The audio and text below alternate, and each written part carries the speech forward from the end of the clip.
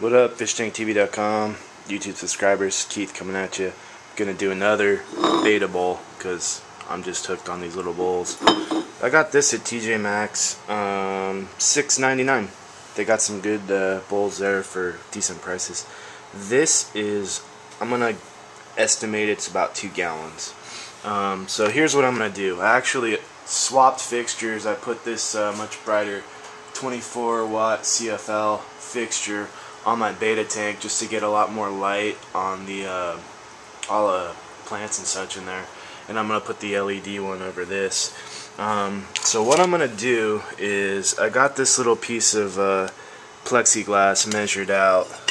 I'm gonna perforate it, and I'm gonna cut this on this bottom line here and perforate it on those holes, and I'm gonna glue it in place here. And what that's gonna do is, this little back filter is gonna hang behind this, and it's gonna kind of diffuse the flow in this little bowl so it's not so overwhelming for the bowl and for the little beta.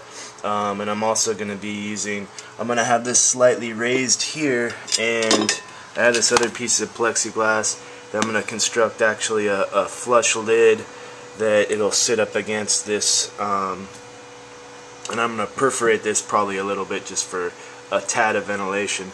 But that's what I'm gonna be working on. That's my new project. I got this Aqueon little 3-gallon 10-watt heater for like 14 bucks, and I picked up that filter for $11.99 down at Aquatic Warehouse, and that is good for up to approximately 3 to 3.5 gallons. So it'll be perfect for this little bowl.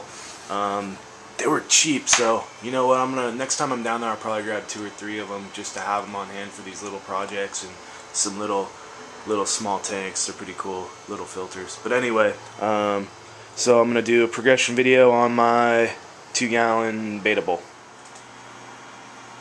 So I made a few adjustments, and you can see my craftsmanship is awesome. See where the screw just took a run on me, or the drill I mean, and I actually cracked, it's hard to see, but I cracked the plastic, but it is in one piece. This is the head wall that I constructed, and what this is going to do is, it's going to sit like so. There, you can see it a little better right there, and it's going to kind of act as a diffuser for the flow from that little back filter right there, which is going to be on this bowl. So stay tuned. I'm going to glue it in place and keep this project rolling.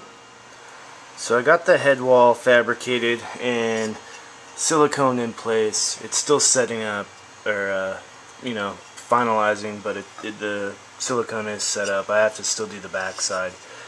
So that's how it's going to look. And I've began fabricating my lid, which is going to slide up like so to the back of the head wall, and completely covers up the entire bowl. And what I'm going to do is, I'm going to silicone in some little slats inside here, here, and here, and then the head wall will actually keep it in place in the back, and then I'll keep it from sliding side to side and forward. So that's the plans.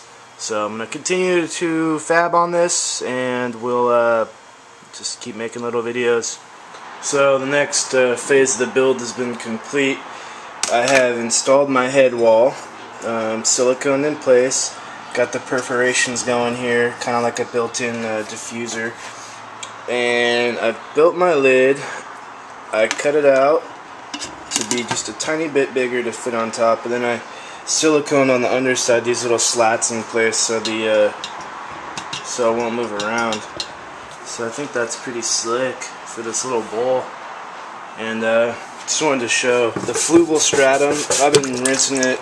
Make sure you rinse this stuff pretty thoroughly, but be sure not to damage it, because these little granules, they literally like start disintegrating in your hand, so you gotta be very gentle with it. So word to the wise. Anyway, keep going on this build, and hopefully you guys are enjoying watching. Alright, thanks. Bye. So I've rinsed the Fluval Stratum many times. Water's starting to clear up. I got my little filter running here on the back. The lid's in place. head wall's working pretty well. The only drawback that I've noticed is it's actually diverting the water straight down and kind of creating a little pocket here because this Fluval Stratum is so light. So I'll amend that. I think I'll just end up putting like a large rock or something there in the back, like as part of the scape.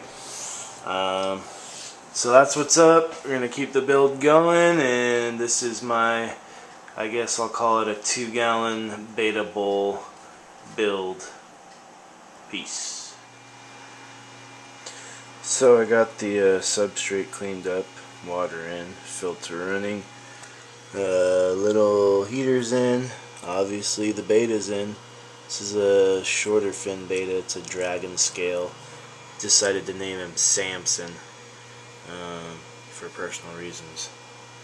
Anyway, threw a couple sprigs of Wisteria in here, a couple sprigs of red Ludwigia Repens, and got a little bunch of Vesuvius sword runners that I kind of clipped up and just kind of made a little bunch of them. So hopefully that'll start kind of filling in right there.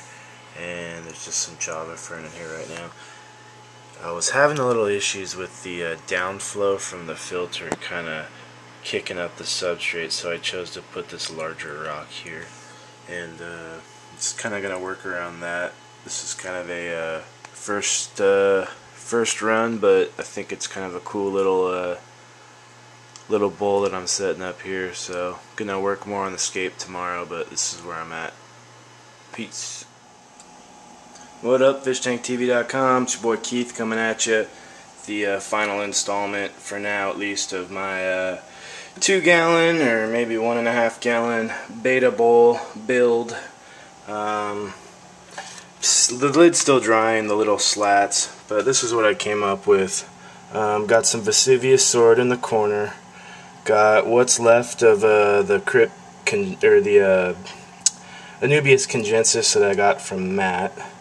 Wisteria, which I understand is going to grow very quickly, but I'm really good about trimming my stuff up, so it's going to be well maintained. Standard Java fern plantlets on this little piece of driftwood. Got some red Crypt, probably Crypt Mi-Oya, or maybe red Crypt Wenty, I'm not sure. Got a little of that in there. Just some clippings from the tops of the red Ludwigia Repens I got in there, and that's it for right now. So that's what it's looking like. You can see my Betta's going crazy in his new digs. He's liking it. That's Samson, and he is chilling. He's a short fin Betta. It's a dragon scale Betta, and he's pretty cool looking. So that's what's up. Here's my shrimp bowl. Also, just kind of want to show what I did. This thing was full. Actually, all these DVDs down here were on these 3 shelves, and I wanted to kind of remove some of the clutter and have something nice. You can see here's my front door. So this is now the view when I come home from work. I get to see my little creations, and yeah, and then I get to turn around and there's my tanks, my big tanks over there in the corner, and then I come in here. And this is the chill room, and I got my little Betta Nano in here, which I'm going to do some work on today. So hope you enjoyed the build on the little Betta bowl. Everything's working pretty good. The only thing that I did come across was this little this little heater back here, wherever it is. It is way powerful. Had the heat in here up to 86 degrees. So let me know what you guys think about that, those of you who keep Bettas. I know mid-80s is the upper range of what you want to keep them in. I've unplugged the heater right now. I'm just going to kind of see what the room temperature is going to be out here for them. It is winter, but this is Southern California, so it's pretty fair weather all the time. And also the heater's right here, so I may be able to keep them at room temperature. So we'll see. But please comment, subscribe, let me know what you think, and I'll talk to you next time. Peace.